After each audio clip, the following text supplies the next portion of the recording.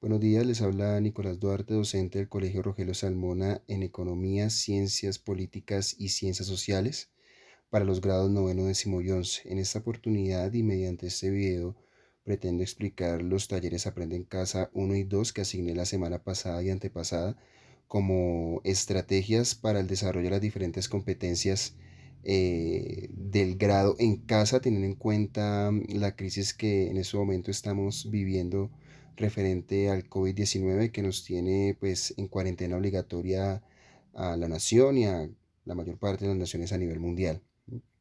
En el primer taller asigné el tema de los conceptos básicos de la economía, y en el segundo taller tenían que abordar el fenómeno económico del consumismo.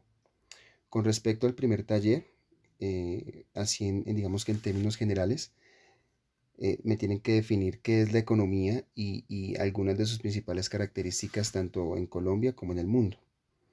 Definimos la ciencia económica como la ciencia que estudia la ciencia que estudia la administración de los recursos por parte de las sociedades humanas. Estos recursos pueden ser de diferentes tipos, pero pues los dividimos principalmente en dos, que son bienes y servicios, entendiendo bienes como todos, digamos que los productos tangibles que nosotros podemos adquirir mediante, pues mediante el intercambio con diferentes divisas, y los servicios, es decir, los productos intangibles que ofrece ya sea diferentes entidades o el Estado en sí.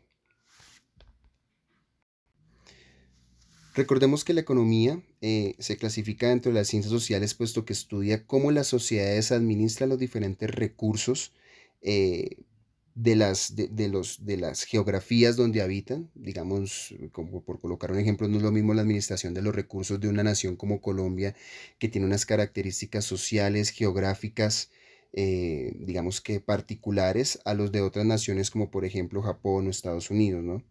Estudia las diferentes necesidades humanas, es decir, aquellas necesidades que necesitan ser suplidas para garantizar un bienestar social. Estudia obviamente los recursos de los que estas sociedades disponen, ¿m? Y estudia también cómo es la distribución de esos recursos en los diferentes sectores sociales.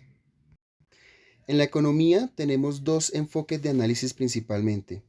El primero es la microeconomía, la cual es mucho más particular e individual, es decir, estudia los agentes económicos pequeños, como por ejemplo empresas, consumidores del gobierno, industrias, fábricas, pequeños negocios, en fin, todas aquellas actividades económicas de carácter local. Mientras que la macroeconomía es un agente mucho más global y estudia fenómenos económicos mucho más grandes, como por ejemplo los sectores de la economía, el sector primario, secundario y terciario, el Producto Interno Bruto, las exportaciones e importaciones de un país, las tasas de desempleo, los déficits en diferentes ámbitos económicos y del mercado, los procesos de inflación, hiperinflación, deflación, las crisis económicas, los ciclos de la economía como la abundancia, la bonanza, la recesión o la depresión económica. Como tal, el problema económico aborda principalmente las necesidades y los deseos que, dependiendo de la sociedad, son ilimitados, ¿no? Pues tenemos en cuenta que el problema, digamos en el caso colombiano, es que toda la nación requiere unas necesidades, pero no todas las clases sociales que pertenecen a esa nación tienen la capacidad de suplirlas, puesto que no todos los recursos económicos se distribuyen de la misma forma. Los recursos como tal, ¿sí? Como la tierra, el trabajo, el capital, ¿sí? Los recursos necesarios para garantizar el bienestar social son limitados y no todas las clases sociales poseen la misma cantidad de recursos. Por ende, el problema económico en sí aborda cómo las sociedades humanas o las diferentes clases sociales dentro de esas diferentes sociedades humanas pues administran esos recursos para garantizar el bienestar social y el desarrollo de las sociedades a nivel económico. Dentro de la economía nos surgen tres preguntas clave.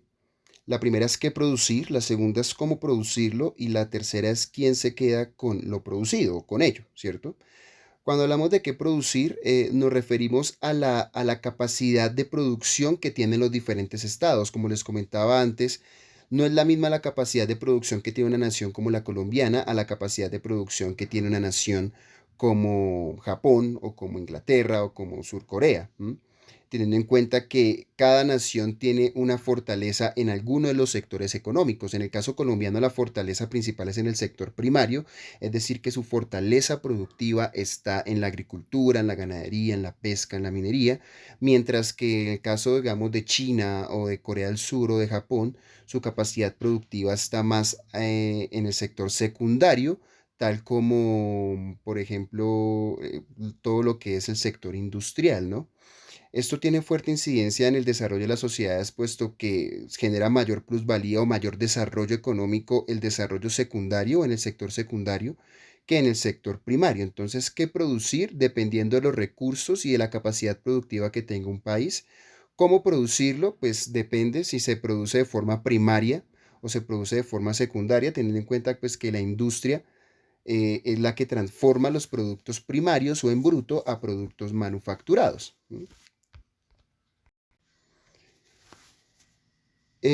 Para poder entender, digamos que la economía, digamos que lo básico es entender las relaciones comerciales entre la oferta y la demanda o la ley de oferta y demanda, entendiendo demanda como la cantidad de público o de individuos que generan la necesidad de consumir un producto determinado puesto en el mercado. Por otro lado, entendemos la oferta como la cantidad de bienes o servicios que se ofertan o se exponen en el mercado para que sean consumidos por la demanda que ha generado la necesidad de consumir ese producto.